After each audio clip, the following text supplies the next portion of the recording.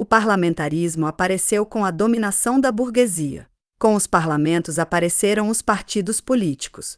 A época burguesa encontrou nos parlamentos a arena histórica das suas primeiras disputas com a coroa e a nobreza. Organizou-se politicamente e deu à legislação uma forma correspondente às necessidades do capitalismo. Mas o capitalismo não é homogêneo. As diversas camadas e os diversos grupos de interesse no interior da burguesia fizeram valer cada um as suas reivindicações de natureza diferente. Foi para levar a cabo estas reivindicações que nasceram os partidos que enviavam os seus representantes e atores aos parlamentos. O parlamento transformou-se assim num fórum, lugar de todas as lutas, primeiro pelo poder econômico, político e legislativo, depois no quadro do sistema parlamentar, também pelo poder governamental. Porém, as lutas parlamentares, tal como as lutas entre partidos, não passam de combates de paliavas. Programas, polêmicas jornalísticas, panfletos relatórios para as reuniões, resoluções, discursos parlamentares, decisões, só palavras. O parlamento degenerou em salão de tagarelices, cada vez mais à medida que o tempo passava, apesar de, desde o primeiro dia, os partidos não passarem de simples máquinas de preparar eleições. Não é por acaso que se declaravam inicialmente uniões eleitorais. Burguesia, parlamentarismo, partidos políticos condicionam-se mutuamente. Cada um é necessário ao outro. Marcam a fisionomia política do sistema burguês, da época capitalista burguesa. Segunda, a Revolução de 1848 foi travada desde o início. Porém, o ideal da era burguesa, a República Democrática, foi erigido. A burguesia, impotente e cobarde por natureza, arreou a bandeira perante a coroa e a nobreza, contentou-se com o direito de explorar economicamente as massas e reduziu o parlamentarismo a uma paródia. Resultou então daí o dever para a classe operária de enviar representantes seus ao parlamento. Estes retomaram as reivindicações democráticas das mãos pérfidas da burguesia. Fizeram-lhes uma enérgica propaganda, tentaram inscrevê-las na legislação. A social-democracia atribui-se com esta finalidade um programa mínimo, um programa de reivindicações actuais e práticas adaptadas à época burguesa. A sua ação no parlamento estava determinada por este programa, dominada pela preocupação de obter para a classe operária e para sua atividade política as vantagens de um campo de manobra legal, construindo e acabando a democracia formal burguesa liberal. Quando Wilhelm Liebknecht propôs o abstencionismo, tratava-se de um desconhecimento da situação histórica. Se a social-democracia queria ser eficaz como partido político, devia entrar no parlamento. Não havia nesse caso nenhuma outra possibilidade de agir e de se fazer valer politicamente. Quando os sindicatos se desviaram do parlamentarismo e pregaram o antiparlamentarismo, faziam honra à sua apreciação sobre a vaidade e a corrupção crescente da prática parlamentar. Mas, na prática, exigiam da social-democracia qualquer coisa de impossível. Exigiam que se tomasse uma decisão que ia ao encontro da necessidade histórica, que a social-democracia renunciasse a si própria. Esta não podia adoptar tal ponto de vista. Devia ir ao parlamento porque era um partido político. Terceira, também o KPD-1N se tornou um partido político. Um partido no sentido histórico, como os partidos burgueses, como o SPD-2N e o SPD-3N. Os chefes têm a palavra em primeiro lugar. Falam, prometem, seduzem, comandam. As massas, quando estão presentes, encontram-se perante um facto consumado. Têm de pôr-se em formação e marchar alinhados. Têm de acreditar, calar-se e pagar. Têm de receber ordens e instruções e executá-las. Têm de votar. Os chefes querem entrar no parlamento. Têm só que se apresentar às eleições. Depois do que, mantendo-se as massas numa submissão muda e numa passividade devota, são os chefes que fazem alta política no parlamento. Também o KPD se tornou um partido político. Também o KPD quer chegar ao parlamento. A central do KPD mente quando diz às massas que só pretende entrar no parlamento para o destruir. Mente quando garante que não quer levar a cabo no parlamento nenhum trabalho positivo. Não destruirá o parlamento, não pretende fazê-lo nem pode. Fará um trabalho positivo no parlamento, a isso é obrigada e assim o quer. Vive disso. O KPD tornou-se um partido parlamentar como os outros. Um partido do compromisso, do oportunismo da crítica e da luta oratória. Um partido que deixou de ser revolucionário. Quarta. Observai-o. Aparece no parlamento.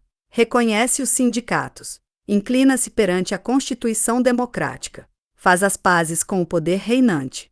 Coloca-se no terreno das relações das forças reais.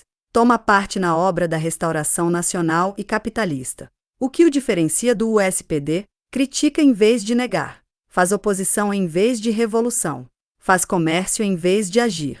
Tagarela em vez de lutar. É por isso que deixa de ser uma organização revolucionária. Torna-se um partido social-democrata. Só nuances o distinguem do Seideima e dos Dalmig. É o avatar do USPD virá a ser em breve um partido do governo, com o de Sidema e o de Dalmig. E será o seu fim. V. Resta uma consolação às massas, há sempre uma oposição. Esta oposição não toma de início posição pela contra-revolução. Que podia fazer? Que faz? Reuniu-se, uniu-se numa organização política. Seria necessário? Os elementos mais maduros politicamente, os mais ativos de um ponto de vista revolucionário têm o dever de formar a falange da revolução. Só podiam cumprir esse dever sob a forma de falange, isto é, de formação fechada. São a elite do proletariado revolucionário. Pelo caráter fechado da sua organização, reforçam-se e adquirem uma profundidade de discernimento cada vez maior. Manifestam-se enquanto vanguarda do proletariado, como vontade de ação fez-se a indivíduos hesitantes e confusos. No momento decisivo formam o centro magnético de toda a atividade. São uma organização política, mas não são um partido político. Não um partido no sentido tradicional. A sigla de Partido Comunista Operário, KAPD, 4N, é o último vestígio exterior, em breve supérflua, de uma tradição que um simples passar de esponja infelizmente não chega para resgatar de uma ideologia política de massas, ainda há pouco tempo viva, mas hoje já ultrapassada. Também este vestígio será apagado. A organização das primeiras fileiras comunistas da Revolução não deve ser um partido habitual, sob risco de morte, sob risco de reproduzir a sorte que coube ao KPD. A época da fundação de partidos passou, porque passou a época dos partidos políticos em geral. O KPD é o último partido. A sua bancarrota é a mais vergonhosa, o seu fim o mais desprovido de dignidade e de glória. Mas o que será feito da oposição? O que será feito da revolução? Sexta. A revolução não é uma tarefa de partido. Os três partidos social-democratas têm a loucura de considerar a revolução como tarefa sua, própria de partido e de proclamar como seu objetivo partidário a vitória da revolução. A revolução é tarefa política e econômica da totalidade da classe proletária. Só o proletariado enquanto classe pode levar a revolução à vitória. Tudo o resto é superstição, demagogia, charlatanismo político. Trata-se de conceber o proletariado como classe e de desencadear a sua atividade para a luta revolucionária, na mais larga base e no mais vasto quadro. É por isso que todos os proletários prontos para o combate revolucionário, não importa a proveniência nem a base sob a qual se recrutam, devem ser reunidos nos ateliês e nas empresas em organizações revolucionárias de empresa e no quadro da AU, União Geral dos Trabalhadores. A União Geral dos Trabalhadores não é uma salada, nem uma formação fortuita. É o reagrupamento de todos os elementos proletários, prontos para uma atividade revolucionária, que se declaram a favor da luta de classe pelo sistema dos conselhos e pela ditadura do proletariado. É o exército revolucionário do proletariado. Esta União Geral dos Trabalhadores enraiza-se nas empresas e edifica-se a partir dos ramos das indústrias, de baixo para cima, federativamente na base e organizada no topo por meio de homens de confiança revolucionários. Desenvolve-se de baixo para cima a partir das massas operárias. Cresce em conformidade com elas, é a carne e o sangue do proletariado, a força que lhe dá impulso, é a ação das massas, sua alma e sopro incandescente da revolução. Não é uma criação de chefes. Não é uma construção subtilmente cozinhada. Não é um partido político com tagarelice parlamentar e bons os pagos. Também não é um sindicato. É o proletariado revolucionário. Sétima. Que há de fazer o KAPD? Criará organizações revolucionárias de empresa. Propagará a União Geral dos Trabalhadores. Trabalhando de empresa em empresa, de ramo industrial em ramo industrial, formará os quadros das massas revolucionárias. formá-los-á para o assalto, consolidá-los-á e dar-lhes forças para o combate decisivo, até que toda a resistência do capitalismo, prestes a desabar, possa ser vencida. Insuflará às massas combatentes a confiança da sua própria força, garantia de qualquer vitória na medida em que esta confiança os libertará dos chefes ambiciosos e traidores. E a partir da união geral dos trabalhadores, começando nas empresas, estendendo-se pelas regiões econômicas e finalmente por todo o país, desenvolver-se-á vigorosamente o movimento comunista, o novo Partido Comunista, que já não é um partido, mas que é, pela primeira vez, comunista. Coração e cabeça da revolução. 8ª. Representemos o processo de maneira concreta. Há 200 homens numa empresa. Uma parte deles pertence à AL e faz-lhe propaganda, inicialmente sem sucesso. Porém, o primeiro combate, no qual os sindicatos naturalmente cedem, rompe os antigos laços. Imediatamente 100 homens passam para a União. Há entre eles 20 comunistas, sendo o resto composto por pessoas do USPD, por sindicalistas e desorganizados. No início, o USPD inspira maior confiança. A sua política domina a tática dos combates na empresa.